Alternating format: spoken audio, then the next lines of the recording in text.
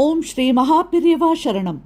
Voice of God, Volume 1, Main Title, Society, Chapter 65, True Education. It is practical experience that happiness increases in direct proportion to peace prevailing in the mind. Mental peace, which reaches the highest level, is the greatest objective to be achieved. As peace of mind decreases, suffering will increase. When men try to rid themselves of suffering, they may have to inflict suffering on others.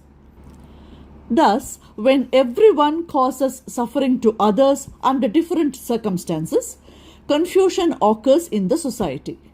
Whenever such confusion occurs, the officials of the government take legal measures to clear the confusion and establish peace.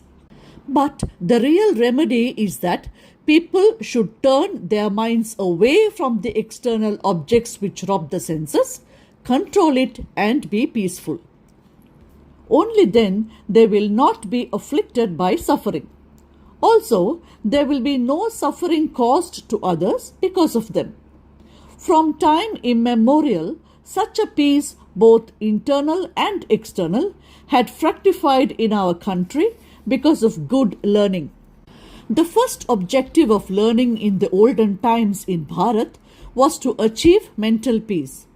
There is nothing wrong in extending more and more the scope of education in the field of research in physical and other sciences.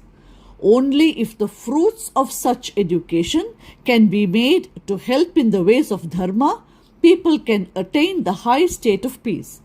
Instead, if these are used in the way in which the senses wander, bad thoughts and bad decisions will increase, and hardships and sorrows will also increase, however much scientific knowledge had been acquired. Real learning is what helps the attaining of self-knowledge. It is only by self-knowledge people attain immortality. Real learning gives that above which there is no greater gain. All other training through learning are only worldly gains. But even that can help in gradually reaching the Paramatma. Worldly gain generally represents acquiring wealth. Wealth also is useful to do several acts of charity. Even worldly dharmas are conducive to Brahmajnana. Ancient acharyas have declared that a person attains spiritual knowledge by properly doing the duties enjoined on him by penance and the worship of the Lord. The learning that gives spiritual knowledge is called Paravidya, and others are called Aparavidya. Paravidya, which is Brahmajnana, is the direct gain of our understanding of the ultimate truth, Paramasatyam, which we cannot at all realize now. It removes the darkness of ignorance, Ajnanam. The nature of the dharmas, which cannot be perceived by the eyes, can be known through Vedas and Smriti. For Jnana, apart from direct perception, Pratyaksha, inference, Anumanam, and reasoning, Yukti, Vedas and experience are also the support. This is the conclusion reached by Adi Shankara Bhagavatpada. But teaching of astronomy, political science, economics, history, science and the methods of research followed by foreigners are also helpful for the country's progress. We have to be extremely careful in combining the educational methods of foreigners with learning that is spiritual. Purification of the soul and mind and good conduct, these should be considered the real benefits of education.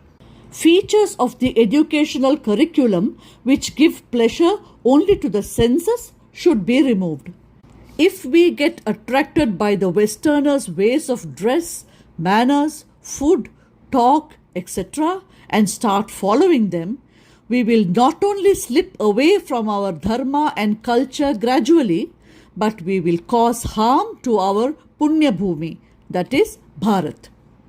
In our country, Our people, right from young age, largely grow up without the right conduct characteristic of our country, culture, worship of God, meditation, etc. Not only in the learning of science, but even in lifestyle, they are following the foreigners. Because of this, it is clear that people face handicaps in having the ordinary pleasures of this life and the great bliss of the other world. Our first duty is to give our children who have come in the tradition of spirituality education that will help them conduct themselves with our culture, dharma, right conduct, bhakti, jnana, etc. Om Sri Mahaperiyava Sharanam. Jai Jai Shankara, Hara Hara Shankara.